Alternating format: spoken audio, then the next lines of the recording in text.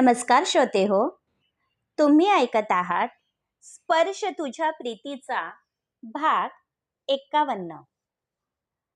मुग्धाचं तिच्या वडिलांसोबत बोलणं झालं होतं. त्यानंतर शारदाने तिच्या घरी जाऊन मुग्धाच्या वडिलांची भेट घेतली होती. त्यांनी घराचे कागदपत्र घेऊन तिला बँकेत यायला सांगितलं होतं, पण त्यासाठी प्रल्हादची संमती घेणे गरजेचे होते. त्याचा शारदावर कितीही विश्वास असला तरी त्याच्या संमतीशिवाय ती कोणतंही पाऊल उचलणार नव्हती. कारण जे कर्ज काढलं जाणार होतं ते प्रल्हादच्या नावावर होतं. त्यामुळे त्याला माहिती असणे आवश्यक होते. रात्री छाया मामी, सुलोचनाबाई, शारदा आणि प्रल्हाद एकत्र जेवण करत होते. त्या प्रसंगानंतर कोणीच जास्त बोलत नव्हतं. त्यात अनु नसल्यामुळे घर खाली वाटत होतं. ते तर नशीब. छाया मामी असल्यामुळे सुलोचनाबाईला आधार मिळत होता. मी काय म्हणते सुनबाई, आमची पण जमीन आणि घर आहे. त्याच्यावर पैसे काढता येत असेल तर बघ. तुझ्या मामाने हा निर्णय घेतला आहे. उद्या घरी येताना ते कागदपत्र घेऊन येणार आहे, छाया मामी म्हणाली. तसं प्रल्हाद आणि शारदाला भरून आलं. तुम्ही जो आम्हाला मानसिक आधार देत आहात तो पैशापेक्षा कमी नाही. आम्ही काहीतरी मार्ग काढू. बोलताना प्रल्हादचा कंठ दाटून आला होता. जशी मला माझी मुलं आहे तसेच तुम्ही आहात. अडचणीच्या काळात आपलीच माणसं उपयोगी पडतात. तुमचं काय होतंय ते पहा, पण खरंच गरज लागली तर नाही म्हणू नका. आजपर्यंत तू आम्हाला मोकळ्या हाताने बरीच मदत केली आहे. आता आम्हाला संधी मिळाली आहे तर निराश करू नको, छाया मामी म्हणाली. तसे सुलोचनाबाईंचे डोळे भरून आले. त्यांना आजही तो दिवस चांगला आठवत होता, जेव्हा एकनाथ यांनी 3 मुलांसोबत त्यांना घराबाहेर काढलं होतं. त्यावेळी गणपत मामाचं नुकतंच लग्न झालं होतं. पण त्या परिस्थितीत छाया मामीने सुलोचनाबाईला सांभाळून घेतलं होतं. घराची परिस्थिती बेताची असूनही कधीच सुलोचनाबाईचा दुस्वास केला नव्हता. त्यांच्या मुलांना नेहमी आपल्या पोटच्या पोरांसारखी वागणूक दिली होती. त्यामुळे सुलोचनाबाई यांना नेहमी आपल्या माहेरचा आधार वाटत होता. सुलोचनाबाई यांना सासरची मंडळी चांगली मिळाली नव्हती, पण आपल्या माहेरचं प्रेम पाहून त्या भरून पावल्या होत्या. रात्री शारदा प्रल्हादच्या कुशीमध्ये शांत पहुडली होती. दोघांच्याही डोळ्यांवर झोप अशी नव्हतीच. मनामध्ये विचारांचं काहूर माजलं होतं. मुग्धासोबत माझं बोलणं झालं आहे. तिचे वडील बँकेमध्ये मॅनेजर आहेत. त्यांनी आपल्याला घराचे कागदपत्र घेऊन बोलावलं आहे. आपण उद्याच जाऊयात, शारदाने माहिती दिली. तसा तो आपल्या विचारातून जागा झाला. तुला जे योग्य वाटतं ते कर. मी नेहमी तुझ्या सोबत आहे, प्रल्हाद म्हणाला व तिला आणखी जवळ ओढले. सध्या दोघांवर जी वेळ आली होती त्यामुळे त्या दोघांनाही आपल्या नात्यामध्ये पुढे जाता येत नव्हतं. पण शरीराच्या मिलनापेक्षा जे मनाचं मिलन होतं ते दोघांसाठी पुरेसं होतं. पैशासाठी शारदाने पायाला पानं बांधली होती. तिच्यासाठी प्रत्येक मिनिट महत्त्वाचा होता. त्यामुळे आज ती प्रल्हाद सोबत बँकेमध्ये आली होती. घराचे कागदपत्र तिने स्वतः सोबत घेतले होते. मुग्धाची मैत्रीण या नात्याने ते आधीपासून शारदाला ओळखत होते. त्यामुळे त्यांना पण तिचं वाईट वाटत होतं. शारदा आणि प्रल्हाद त्यांच्या केबिनमध्ये बसले होते. मुग्धा पण सोबत म्हणून आली होती. मुग्धाचे वडील दिवाकर यांनी एकदा घराचे कागदपत्र डोळ्याखालून घातले. ते घर प्रल्हादच्या नावावर होतं. त्यामुळे मॉर्गेज म्हणून ठेवण्यासाठी काहीच प्रॉब्लेम येणार नव्हता. घराचे कागदपत्र क्लिअर आहेत. तुम्हाला लोन मिळेल, पण 10 लाखाच्या वरती मिळेल असं वाटत नाही, दिवाकर म्हणाले. तसं शारदाचं अवसान गळून पडलं. आमच्यासाठी 10 लाख छोटी रक्कम आहे. आणखी वाढवता आली असती तर बरं झालं असतं. शारदाच्या चेहऱ्यावर वेदना स्पष्ट दिसत होत्या. हे काय बोलते शारदा? थोडा तरी मागचा पुढचा विचार कर. आपण जास्तीचं लोन काढलं तर त्याची परतफेड कशी करणार? आधी याचा विचार कर, प्रल्हाद म्हणाला. तशी तिला परिस्थितीची जाणीव झाली. प्रल्हादचं म्हणणं बरोबर आहे. कारण लोनचे हप्ते वेळेवर भरले गेले नाही तर घरावर जप्ती येऊ शकते. तरीही मी प्रयत्न करून पाहतो. तू नको काळजी करू, दिवाकर म्हणाले. तसे तिघेही बाहेर आले आणि बाजूला असलेल्या एका हॉटेलमध्ये चहासाठी बसले. मी बाबांना सांगितलं आहे, ते स्वतः लक्ष घालतील. बोलताना मुग्धाने शारदाचा हात हातामध्ये घेतला आणि तिला धीर दिला. लोन घेतल्यानंतर ते फेडायचं कसं याचा विचार तू केला आहेस का?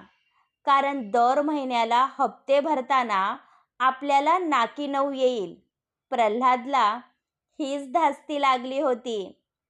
सर्व काही ठीक होईल. सागर भाऊजी सांगत होते की हॉटेलमध्ये जम बसायला लागला आहे. त्याचा जो काही महिन्याचा पैसा येईल तो लोनसाठी खर्च करता येईल. त्यामध्ये डेअरीचा पैसा येतो. फक्त शेतीमधून किती उत्पन्न येतं ते अजून आपण मोजलं नाही. आपल्याला काहीतरी तडजोड तर करावी लागणार ना, शारदा म्हणाली. तिचा चेहरा मलूल वाटत होता. या सर्व प्रकाराची तिने चांगलीच धास्ती घेतली होती, जे तिच्या चेहऱ्यावरून स्पष्ट दिसत होतं. तिघांनी चहा घेतला. मुग्धाने तिच्या पर्समधून एक एन्व्हलप काढलं व शारदाच्या हातावर ठेवलं. सध्या माझ्याजवळ इतकेच आहे. प्लीज नाही म्हणू नको, मुग्धा म्हणाली. शारदाने ते एन्व्हलप उघडून पाहिलं तर त्यामध्ये 2 लाख रुपयांचा चेक होता. हे पैसे मुग्धाने कोर्ट प्रॅक्टिसमध्ये कमावले होते. नाही मुग्धा, हे पैसे मी नाही घेऊ शकत. अगं, हे तुझे मेहनतीचे पैसे आहे. माझी सध्याची अवस्था तू पाहत आहे. अशामध्ये मी परतफेड नाही करू शकणार. तिचं प्रेम पाहून शारदाला भरून आलं होतं. आपण दोघी कित्येक वर्षापासून मैत्रिणी आहोत. आजपर्यंत आपण प्रत्येक सुखदुःख एकमेकींसोबत वाटली आहे. हे पैसे माझे स्वतःचे आहे. त्यामुळे मला कसलीच घाई नाही. तुला हवं तेव्हा तू देऊ शकते. पण प्लीज नाही म्हणू नको. आज मी तुझ्या उपयोगी आले नाही तर या गोष्टीची मला आयुष्यभर खंत राहील. मुग्धा तिचा हात हातात घेत म्हणाली. शारदाने जी काही नाती कमवली होती ती वेळेवर तिला उपयोगी पडत होती. मुग्धाने दोघांचा निरोप घेतला. तसे शारदाने डोळे पुसले. याआधी कितीतरी वेळा माझ्यावर संकट आलं असेल, पण कोणीच समोरून मदतीचा हात पुढे केला नाही. पण तू जी नाती जोडली आहेत, ती अडचणीच्या वेळी तुला उपयोगी पडत आहे, प्रल्हाद म्हणाला. तुम्ही असं कसं बोलू शकता? मदत फक्त पैशाने होत नसते. काही लोक आपल्याला जो मानसिक आधार देतात, तो पैशापेक्षा कमी नसतो. यावेळी आपल्या गावकऱ्यांकडून तोच आधार आपल्याला मिळत आहे. ते आपल्यासोबत उभे राहिले, हेच आपल्यासाठी खूप आहे, शारदा त्याला समजावत होती. काही वेळाने दोघेही घरी जाण्यासाठी निघाले. यावेळी प्रल्हाद आणि शारदा एकमेकांचा आधार बनले होते. दोघे मिळून या संकटावर मात करणार होते. शारदा आणि प्रल्हादची धावपळ अक्षयला दिसत होती. पैशासाठी दोघांची जी तारेवरची कसरत चालली होती, ती अक्षय स्वतःच्या डोळ्यांनी पाहत होता. पण तरीही त्याला आपल्या भावाची कीव येत नव्हती. सोनालीकडून अपेक्षा करणं चुकीचं होतं, पण अक्षय त्याचा सख्खा भाऊ होता. तरीही त्याला काहीच वाटत नव्हतं. पण माहीत नाही का, सध्या त्याच्या डोक्यामध्ये हेच विचार येत होते. त्यामुळे त्याची रात्रीची झोप उडाली होती. कसला विचार करत आहेस? झोपायचं नाही का? सोनालीच्या आवाजाने त्याची तंद्री भंग पावली. मला हेच समजत नाही की दादा इतका अडून का बसला आहे. वहिनीच्या नादी लागून तो स्वतःवर कर्जाचा डोंगर उभा करणार आहे. 7.5 एकर जमीन हातातून गेली तर काय फरक पडतो? पण नाही, त्याला स्वतःची जिद पुरी करायची आहे. अक्षय चांगलाच चिडला होता. तुला का दादाचा पुळका येत आहे? हे बघ अक्षय, स्वतःला गिल्टी समजू नको. हे सर्व शारदा वहिनीमुळे झालेलं आहे. तिनेच दादाला फूस लावली आहे, म्हणून या घरामध्ये होत्याचं नव्हतं झालं आहे.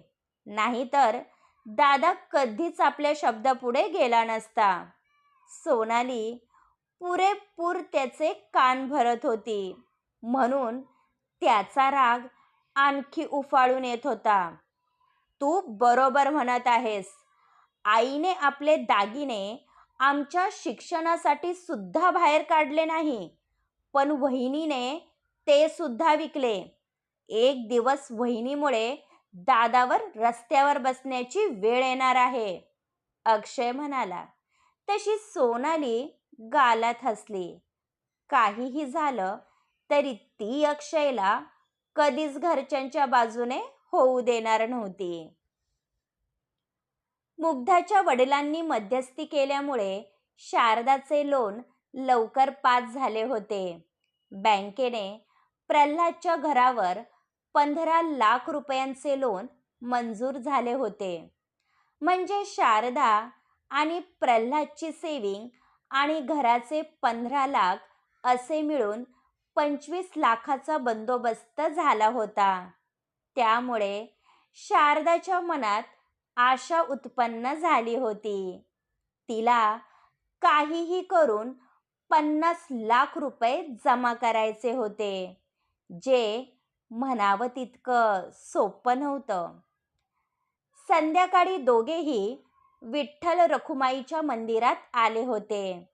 प्रल्हादने नेहमीप्रमाणे भक्तिभावाने देवाचं दर्शन घेतलं, पण शारदाने देवापुढे हात जोडले नाही.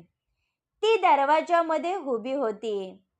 थोड्या वेळात भजन सुरू होणार होतं, पण शारदाचा उतरलेला चेहरा पाहून तो भजनासाठी थांबला नाही. दोघेही मंदिराच्या बाहेर असलेल्या बाकावर बसले. शारदा अजूनही आपल्याच विचारात हरवली होती. तू मंदिरात का आली नाही? प्रल्हादने विचारलं. 25 लाख रुपये जमा झाले आहेत.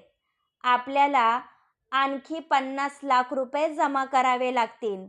माझी खात्री आहे की काहीतरी मार्ग नक्की निघेल, शारदा म्हणाली. प्रल्हादचा तिच्यावर पूर्ण विश्वास होता. पांडुरंग आपल्या पाठीशी आहे.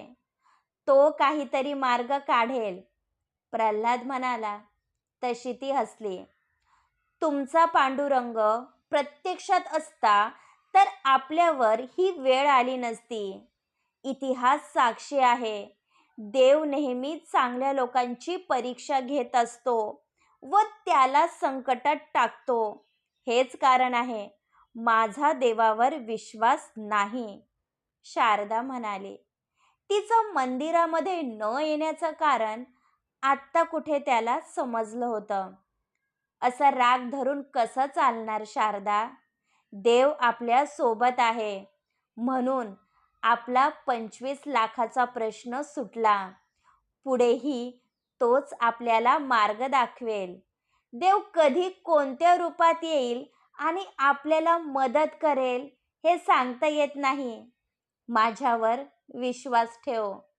प्रल्हाद देवभोळा होता, पण शारदाला त्याचं बोलणं अजिबात पटत नव्हतं.